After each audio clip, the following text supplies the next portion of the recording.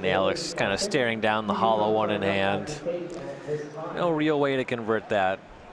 Went through Burning Increase and Goblin Lures, but no Faithless Looting. Faithless Looting is kind of easy mode for the deck when you have this much in play. It's just like your better discard outlet too. Pretty unfortunate to not have come up with one of those just yet. Well, Alex does have another threat. It is Flameblade Adept from Amonkhet. 1/2 Menace. Whenever he cycles or discards a card, Flameblade Adept gets bigger. Swing for Snapcaster Mage will offer a trade. Alex will decline. I like that Nikolich offered the trade here. Yeah. I'm fine with this being a removal spell. Well, this guy can't block, so might as well attack with it. Yep.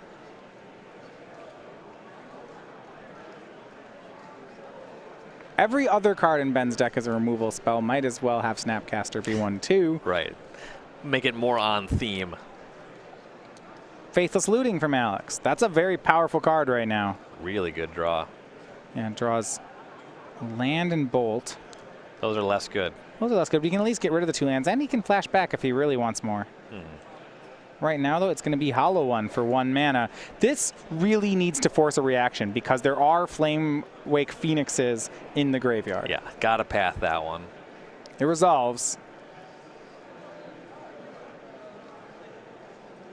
But yeah, Ben does have a path, so he's not going to let Alex move to combat. Here's path on Hollow One. Alex doesn't have any more basics. It's just exiles the creature. Has discarded 2 cards. That Adept will be coming in for 3.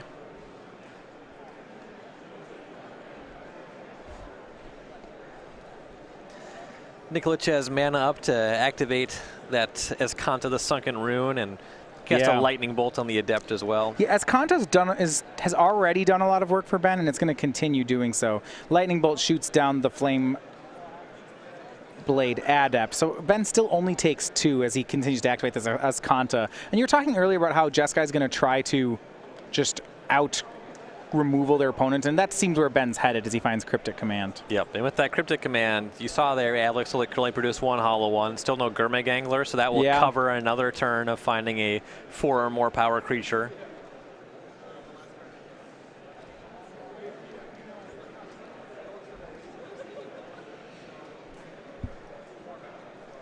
No Celestial Colonnade just yet for Nikolich, so when he decides to really get aggressive, he doesn't have too much. He's really just kind of attacking with a Snapcaster Mage for now.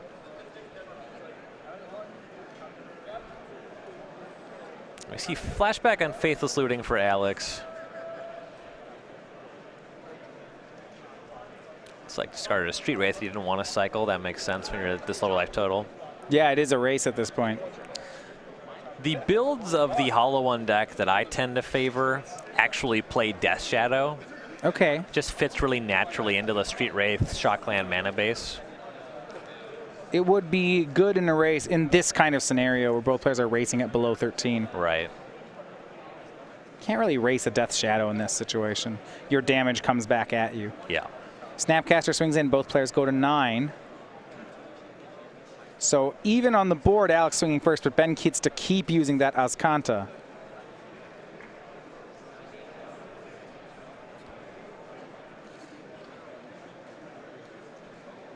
Phoenix swings. Ben has another path. Looks like he'll go ahead and shoot that off.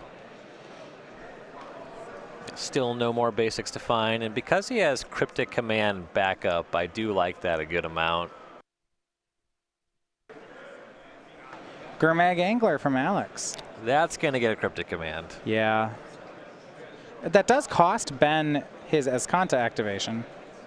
I think that's an acceptable loss. I mean, Ben countered Drew. He could have counter-bounced Snapcaster, but no interest. He wants actually to keep his threat on the board. Yeah, he does want to close the game.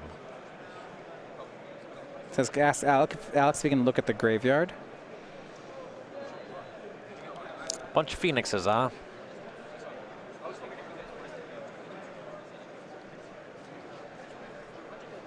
Snapcaster will attack. Alex drops to 7.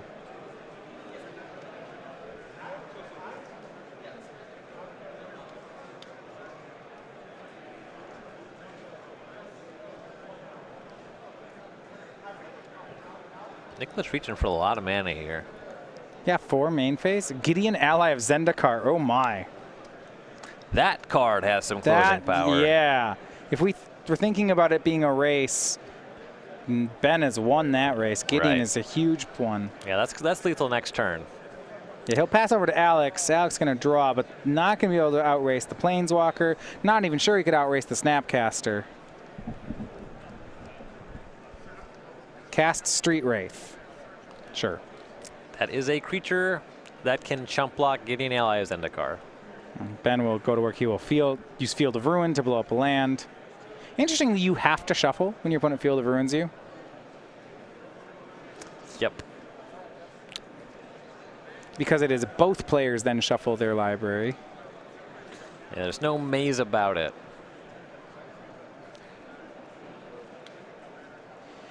Gideon will plus, everything will swing. Street Wraith has to block the Gideon. It can do just that, but then he'll go to 3, and the next turn is going to be a pretty rough one for Alex. Which might also just have Lightning Bolt. And he does. So game 1 goes to Jeskai control. Ben Nikolich, he really shows how to meticulously, you know, there's a lot of graveyard value, but he just slowly got through all of it. Yep. I really like the way he navigated that game. Yeah. Path to Exiles on Bloodghast. Figured out I'm going to kill these Phoenixes and make it so they can never come back. Just managing the 4-power creatures. Yeah, and the Ben can do that. Game 1 bodes pretty well for the matchup, as he'll only get better out of sideboarding. We'll be back with that sideboarding and the next game after these words. So we are back here with a match from the undefeated tables of Ben Nikolich and Alex Ho. Gotta figure the undefeated bracket can be pretty big this weekend. Most likely we'll have 2 players at 9-0 at the end of the day. Yeah. One of these players hoping that they might be one of those 2. Looking over at the sideboards, so we start with Ben Nikolich. He actually was able to get through Alex's deck in game 1. You look at the sideboard, 3 Dispel, 2 Runed Halo, 2 Vendilion Click, a Wear Tear, Celestial Purge, Detention Spear, Engineered Explosives, Supreme Verdict, Is It Staticaster, Negate, and Elspeth. I was looking for some graveyard hate, but actually wasn't able to find any here. No, but big win here is those 2 copies of Runed Halo. Very nice answer to any sticky creatures. Just play that, name Bloodghast, forget about that card for the rest of the game. Celestial Purge, pretty good against most of what's happening here. Detention Sphere, also the same. And then another Supreme Verdict, that's nice. You can cover things like hollow ones.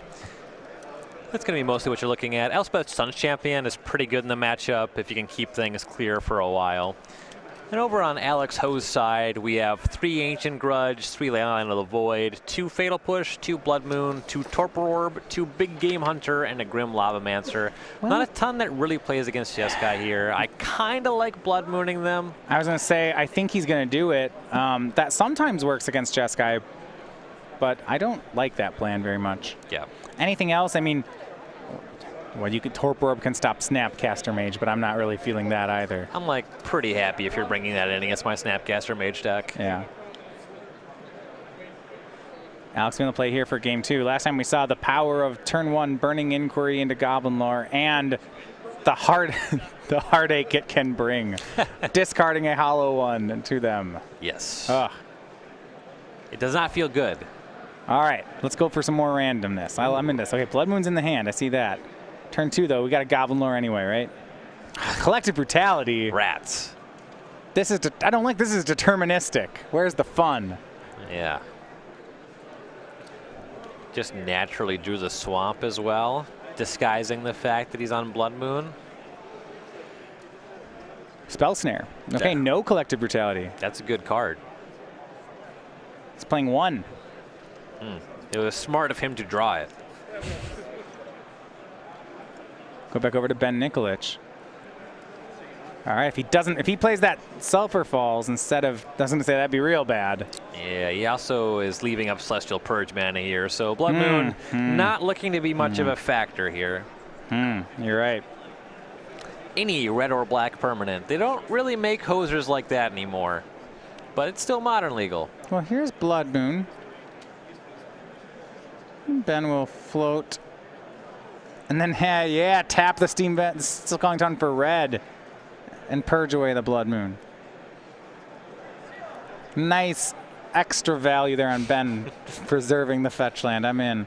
Sulfur Falls and passes. Yeah, it looks like he's still looking for another land here, so makes sense to leave that uncracked. And more just, it intimidates your opponent. It demonstrates your your skill of the rule. Look at knowledge my of the rules. understanding of rules. Yeah. You cannot win. You ever seen anybody float mana through half a phase before? Yeah. I am a powerful wizard. Now you have. Faithless Looting by Alex discards Bloodghast and land. That's not even my best trick. You should just say there's more where that came from.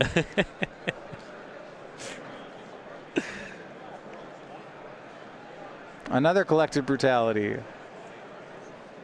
Snapcaster Mage, perhaps? No, this one's going to work. He's got his choice of just about anything. He'll immediately go for Path to Exile. Leaves Lightning Helix, Electrolyze, Cryptic Command, Elspeth, Sun's Champion. Now, I'd assume with the Hollow One deck that if Elspeth, Sun's Champion ever resolves, Alex is in trouble. Pretty much can only win the game with Flame Wake Phoenix from there. Okay. Land gets back the Bloodghast. He's doing it in the face of a known Electrolyze that Ben was probably going to cast anyway. I mean, you should still get it back, but it's not going to stay. Yeah, I mean, that's fine. Nikolich is probably casting that Electrolyze anyway. Yeah, that's what I mean. You gain a life. Sure. 1-1. Nikolich draws a card. Yeah, Nikolich just wants to keep hitting land drops here. Just turn 6 Elspeth would be very nice. Yeah. And it looks like he did. Field of Ruin, I believe. That'll play. And another one, sure.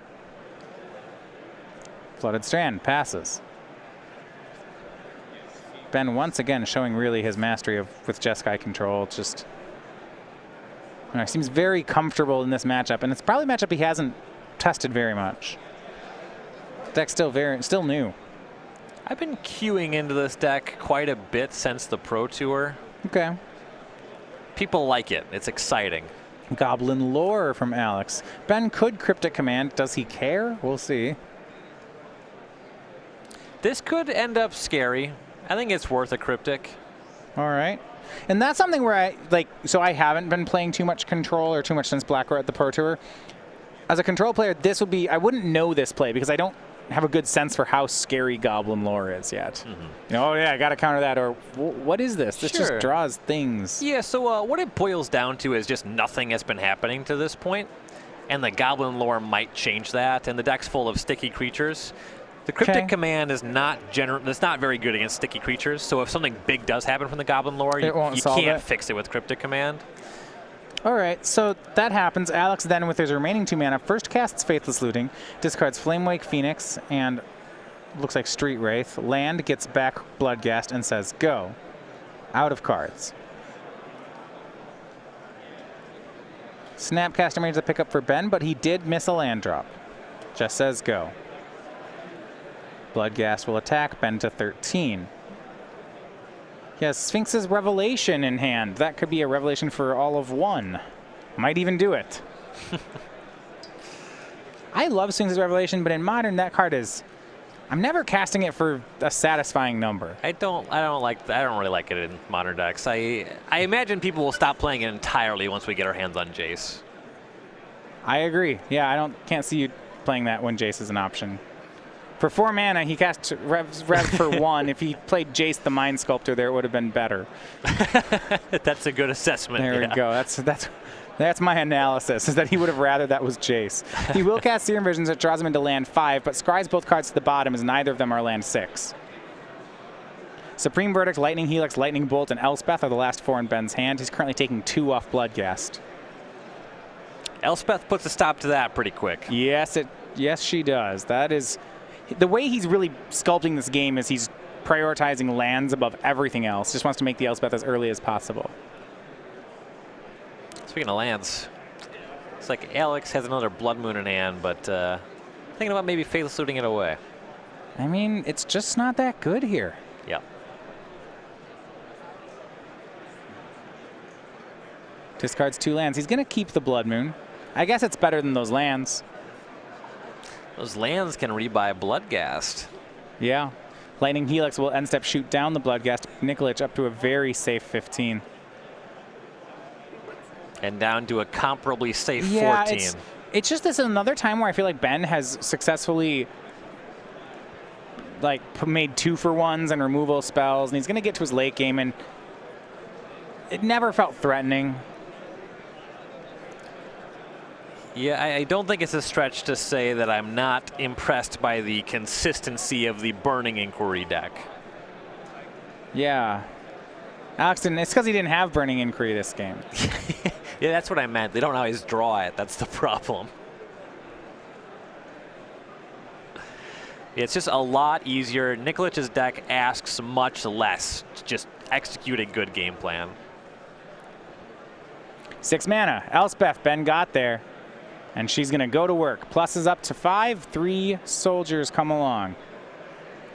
And Elspeth closes games in pretty short order. Yeah, I mean, of all these like tap out threats, 6 is really a lot to ask for a deck that plays its lands fairly, one mana per land. But if you're going to play a big threat, Elspeth just closes. Yep. Plus, -7.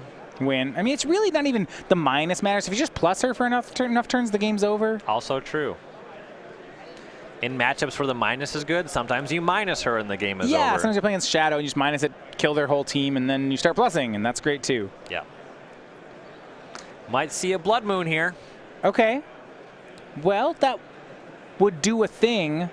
There's 4 basics in play for Ben. Yeah.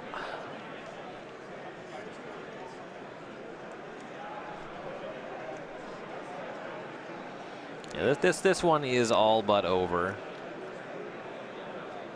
Faithless Looting flashed back by Alex. Flameblade Adept. Ooh. It's picked up. That would need to be blocked by 2 soldier tokens. Yeah, yep, it would. And Alex is going to get some blood ghasts back.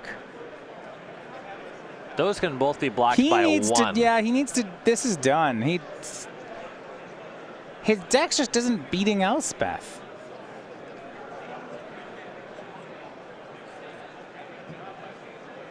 Not from 13, at least. Here's Flameblade Adept as well.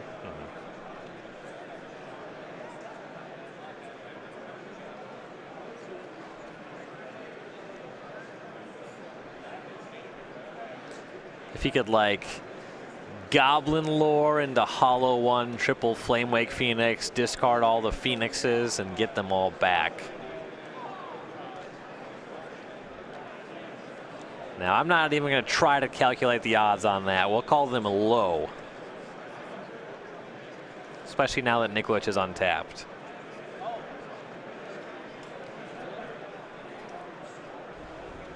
And another Flameblade Adept. Does he have a card he can draw to that will win this race? Is there something, even if he gets to set it, let's say he gets a good Goblin Lore off, sets off something good. It is actually just an impossibly good Goblin Lore. It has to be Goblin Lore and just actually 4 perfect cards. Okay, what would those be? Just like discarding all Phoenixes and then keeping a Hollow one? Yeah, that's pretty much it. The Hollow one could be a Gurmag Angler, so it doesn't have to be perfect. And Ben has to not path it. Yeah, there's that. Yeah, we'll burn that bridge when we get there. All right.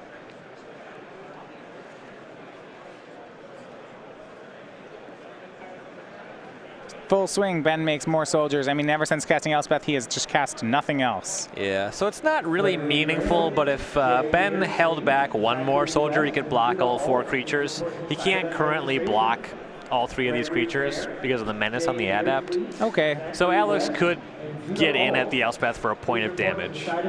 Yeah, he's done. That's it. And so Ben Nikolich picks up the win 2-0 with Jeskai control. He improves to 6-0. He's 1 win now from day 2 and still undefeated on the weekend. Pretty good matchup for him, I would say. Now, the next step for Nikolich, he wants to dodge some of these Tron decks. Now, for Alex Ho with Hollow One, that's his first loss. Now, you can take up to 2 losses and still make day 2. So Alex is still in a good position with 3 rounds to go. He needs to finish 2-1 to make the cut. Yeah, and he'd be fine playing against some of the Tron decks. Yeah, I would think so. Well, Tron's main decking Relic, but it's not a complete graveyard deck. Yeah, it's probably still good. Yeah, you can just have an aggressive draw with Adept and Hollow Ones. All right, so that's going to do it for round number 6. We have 3 rounds to go, meaning it's our first set of win-and-ins coming up next round. Seeing what decks will rise to day 2 here at our 1,000-man tournament. We'll be there. Join us when we come back with round number 7.